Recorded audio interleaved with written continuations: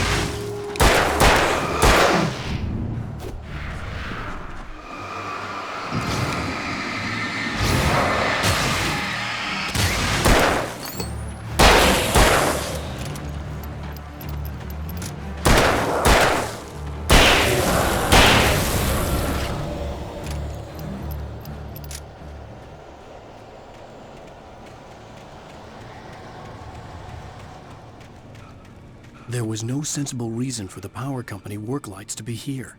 It was almost as if they'd been left for someone like me to use.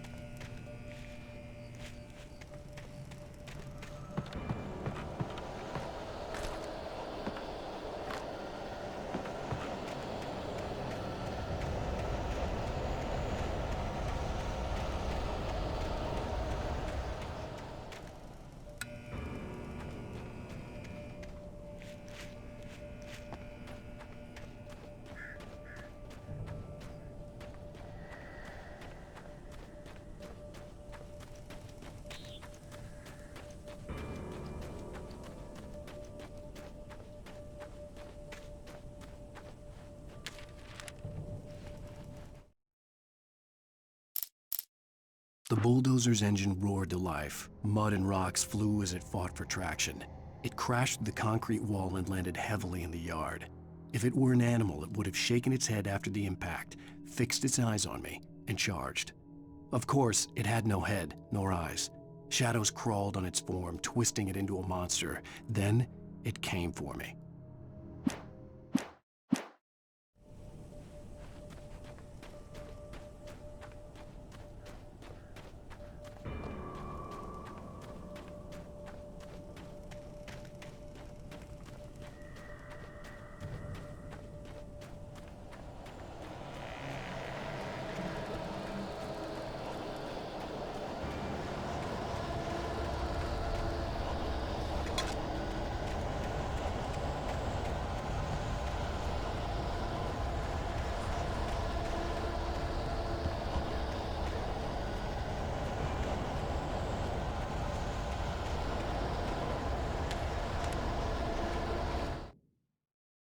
Sarah trusted her gut, and her gut said Agent Nightingale was an asshole. He felt wrong, and it wasn't just the smell of stale booze. It was in the way he flashed his badge, pulled rank, the look in his eyes when he wanted answers. Where was Alan Wake? What was this about an accident? Where was his wife? And most importantly, why did she let Wake go? He wouldn't answer her questions. Federal business was all he'd say.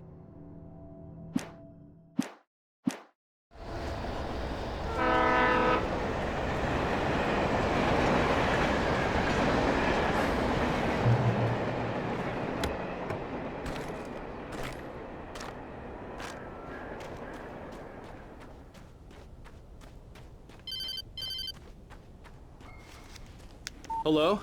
The most stubborn man I've ever met. Alice? Alice?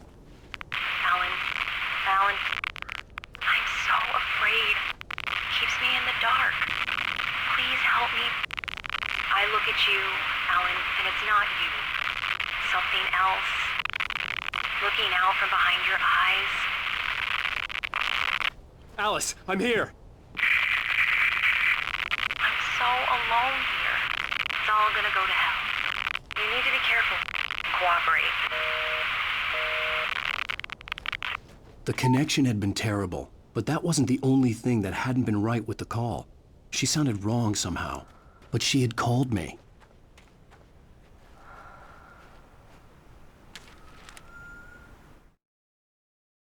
The pipe wrenched itself loose from the bridge's steel framework. Wrapped in darkness, it floated in midair, twitching. For a moment, I didn't understand what I was looking at. The heavy object lurched at me with impossible force. I threw myself out of the way, but just barely. When I turned my flashlight on it, it shook in a dark rage before it flew at me again.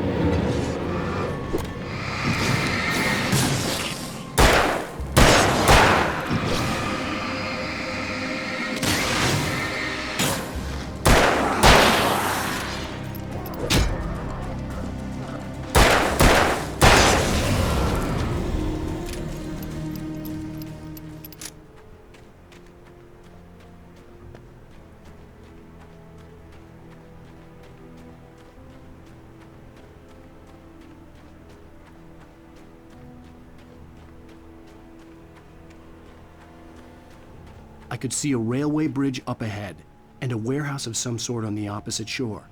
I hoped I could find a car from there.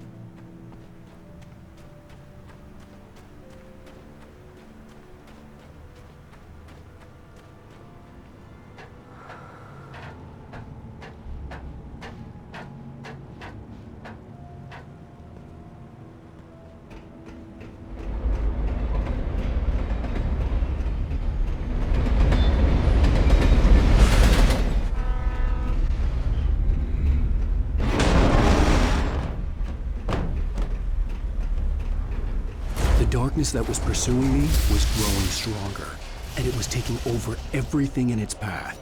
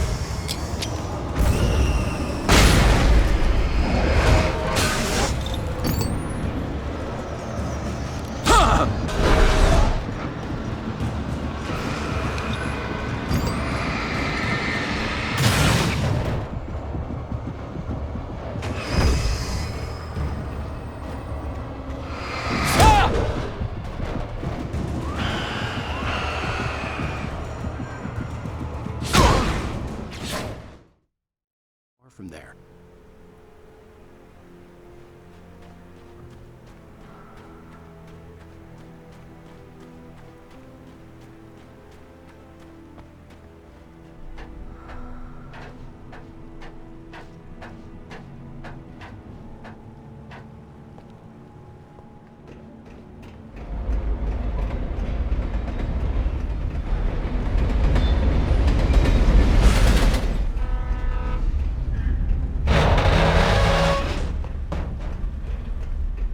The darkness that was pursuing me was growing stronger, and it was taking over everything in its path. What the hell?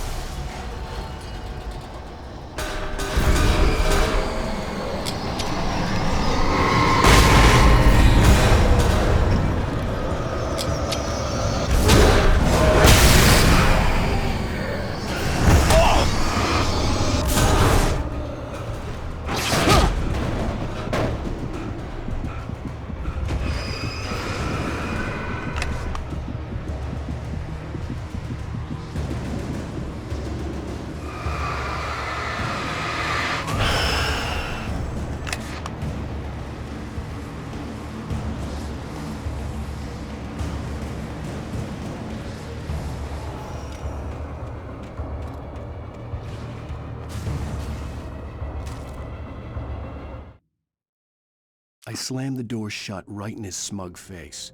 He pleaded for me to open the door. True to form, the asshole actually thought I would obey. I had no sympathy left, no guilt either, not for him. I took a moment to savor the scream.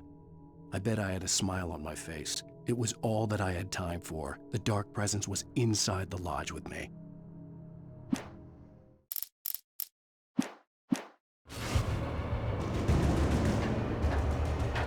As a teenager, just starting to get interested in writing, Stephen King had been a source of inspiration to me. I thought about all the inanimate objects that had come to life in his books. No one is safe in a good horror story. Certainly not the protagonist. That's what makes them fun. This was anything but. The darkness could possess anything, and it was getting closer.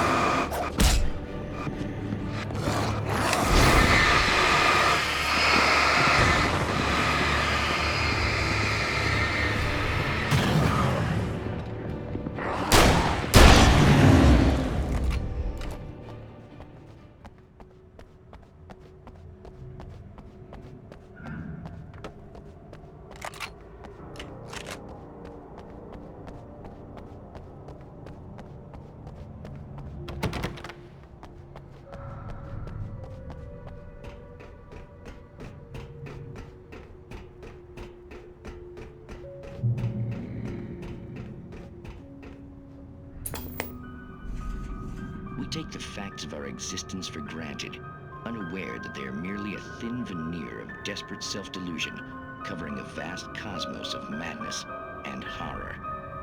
All too often, the stars are right. In Night Springs.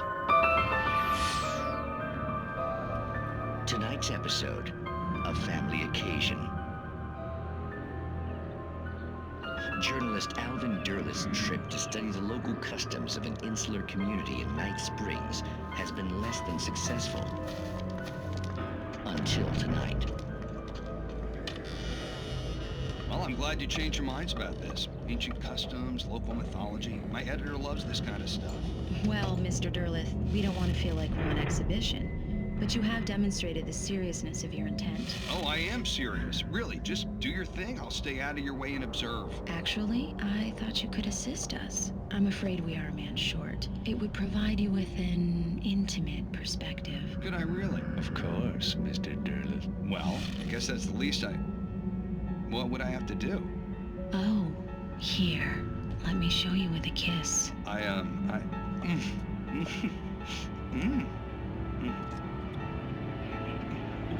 What did you...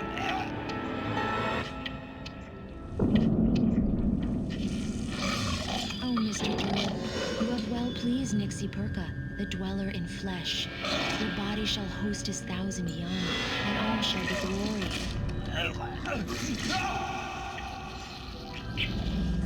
Shh, darling, be calm. Shh. Alvin Derleth learned a harsh lesson.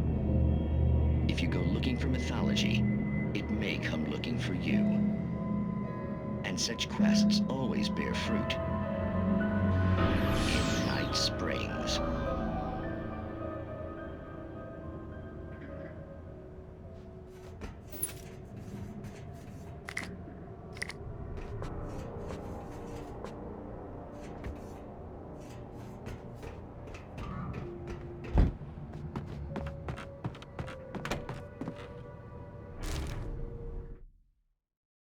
The darkness surged towards me, sucking everything loose from the ground into its depths, tugging at my clothes. I saw the flare the kidnapper had dropped and threw myself towards it just as I felt my feet leave the ground. The darkness embraced me with the force of a tornado. Somehow I managed to light the flare. The darkness roared and cast me away. I fell toward the dark waters of the lake far below.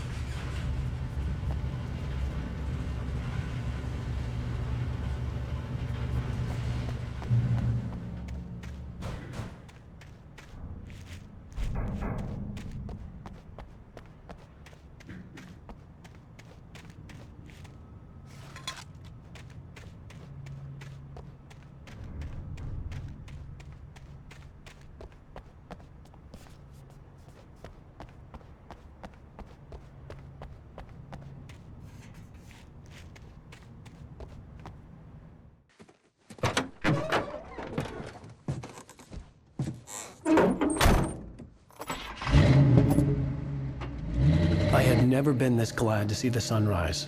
I had a couple of hours to get to the coal mine.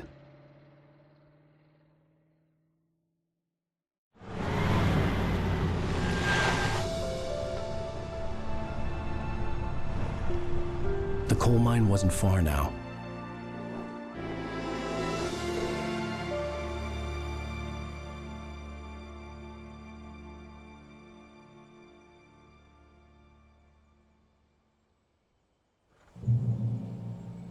Today, I would meet the kidnapper, and he would give me Alice. I wouldn't give him any other choice.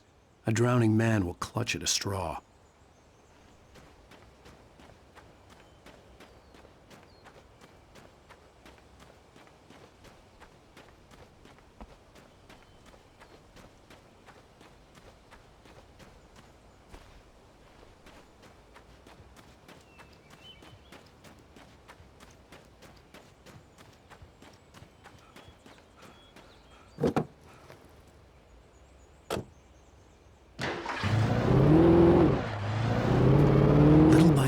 Without realizing it, I'd come to believe that the story in the manuscript was coming true. The current of its narrative had taken me deeper and deeper into dark waters. Alice had been taken from me. Barry was probably in jail. I was a fugitive from the FBI. The whole world taken over by the dark presence was trying to destroy me. It all felt real, but it matched a textbook case of insanity.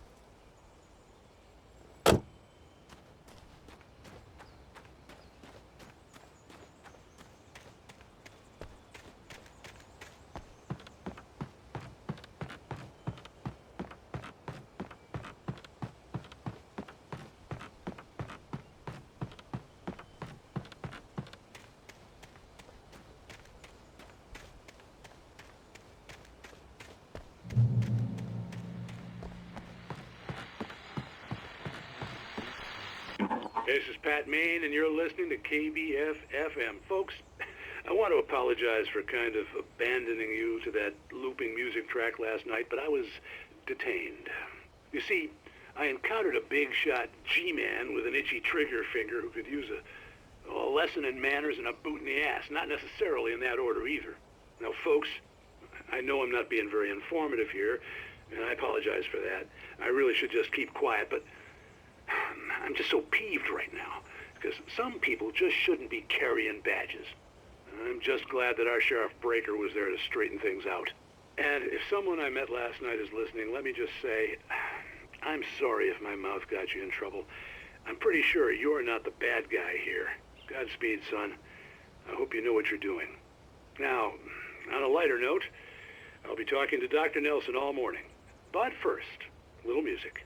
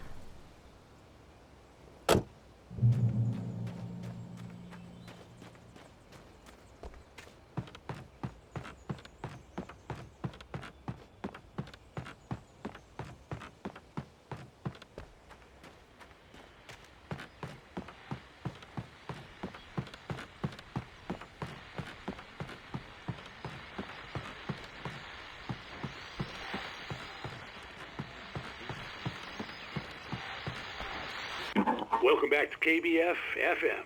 Hope you enjoyed that tune. Now, Doc, you were talking about life and finding that special someone, that soulmate. Well, you were talking about that. I was saying I don't buy it. Well, see, to me, that's strange, because I always pegged you as a hopeless romantic. You got me there, Pat. But I think love's where you look for it. And you need to do a lot of looking, sure.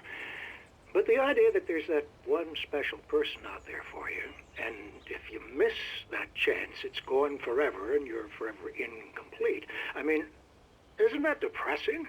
Or, heck, childish even? Hey, there's plenty of fish in the sea.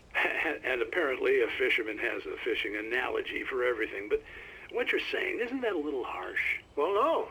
What I am saying is that your potential for finding that connection isn't limited to what's essentially a chance encounter.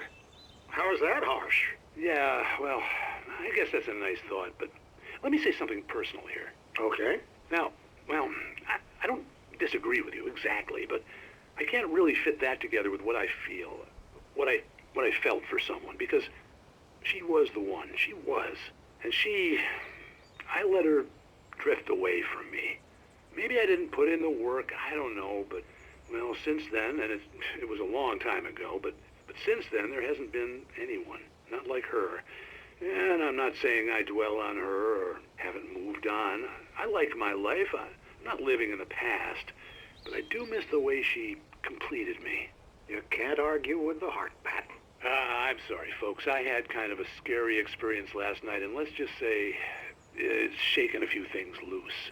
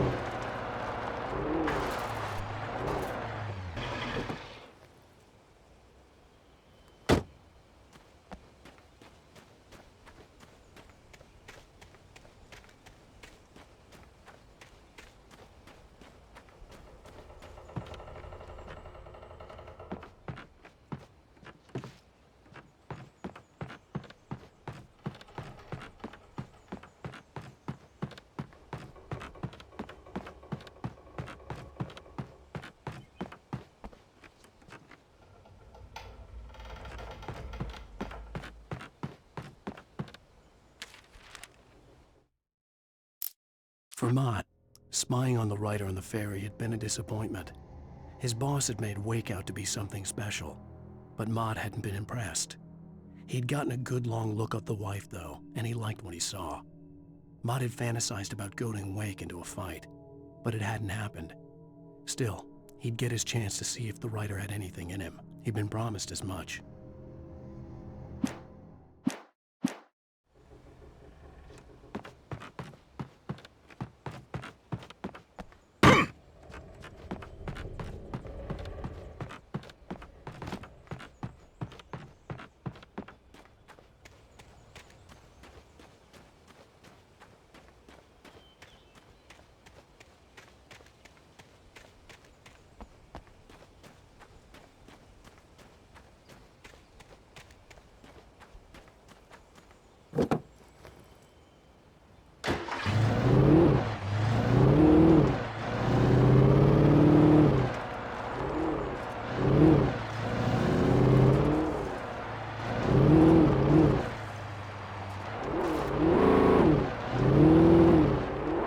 I was early.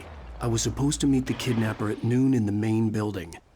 The coal mine was quiet. It was a museum now.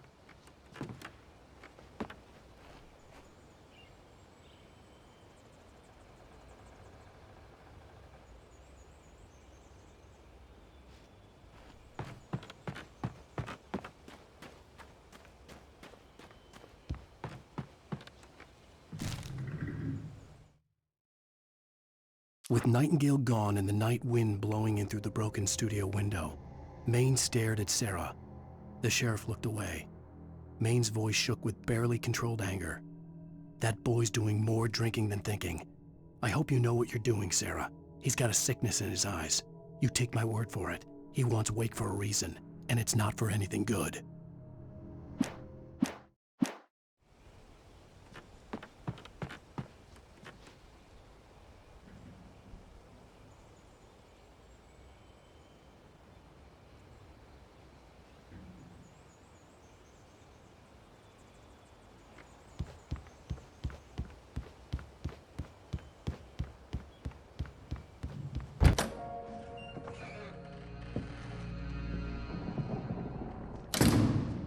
I didn't want to go outside.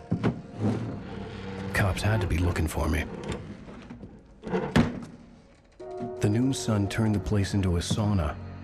The day dragged on. Different scenarios ran through my mind. Ways of how I'd torture the kidnapper to get Alice back. Or the different horrible things he could have done to her. I imagined her dead. I had no way of knowing she was still alive. It was killing me. I was running on blind hope. It was all a waste of time. The bastard never showed up.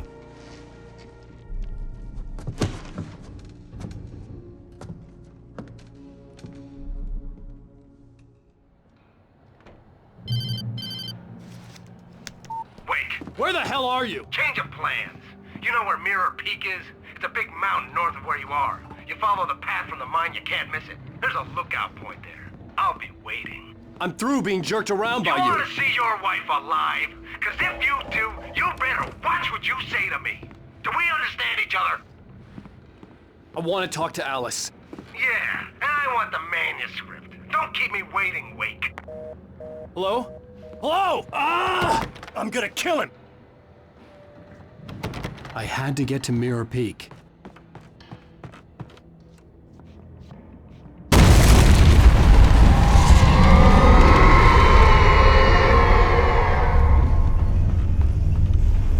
It was close, maybe closer than ever before.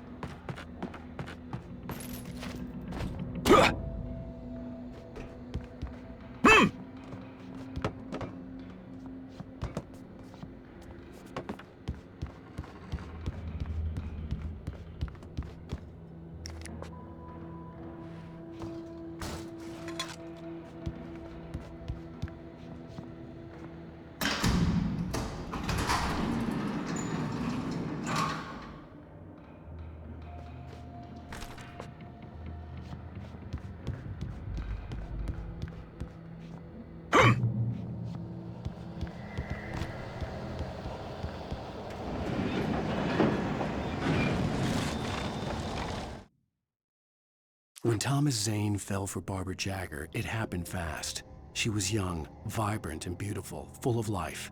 He had never been a very happy man, and without any seeming effort, she had changed all that. Zane felt good for the first time in his life. Everything she did was another piece of a jigsaw puzzle he hadn't even known he'd been missing.